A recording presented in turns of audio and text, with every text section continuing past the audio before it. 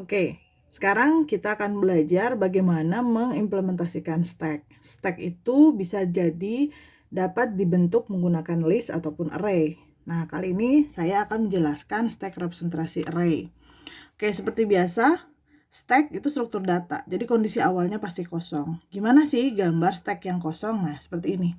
Jadi stack itu identik dengan top.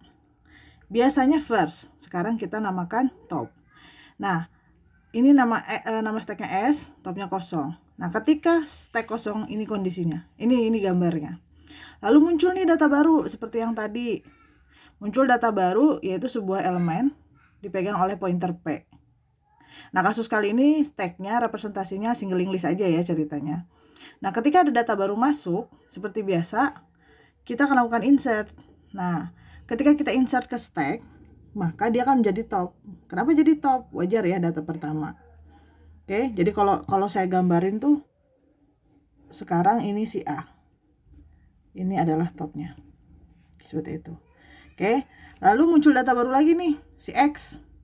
Gimana nih bentuknya? Nah, kalau secara gambar kan di atas ya. Maka ini topnya. Nah, kalau secara linked list kita akan lakukan insert first. X-nya di depan, A-nya di belakang. Dan X menjadi top. Nah, seperti gambar ini. X sekarang jadi top. Nah, berarti ini insert apa? Ini insert first. Lalu muncul lagi nih data baru, E. Diinsertkan ke sini. Berarti E ini akan posisinya di mana? Ada di depan. Dan dia akan menjadi topnya. Kayaknya jadinya seperti ini.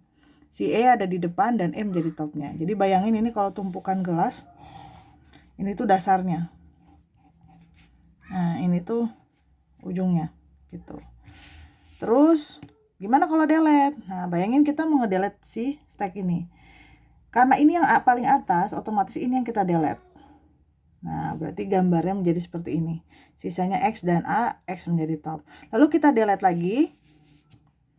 Maka yang kita delete adalah si X. Jadi sekarang topnya tinggal si A. Nah, kira-kira teman-teman ini delete apa ya? Betul, ini delete first. Jadi kita lihat dari tadi kita belajar ternyata stack itu kalau di linked list prinsipnya sederhana.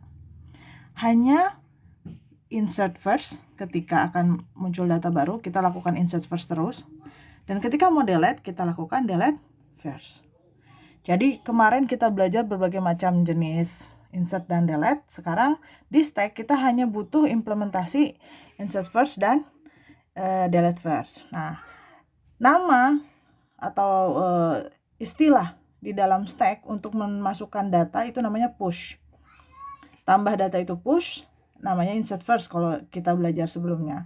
Hapus data itu pop, namanya pop. Push itu kan kita dorong, pop itu loncat, pop out gitu. Jadi pop itu keluar, delete first.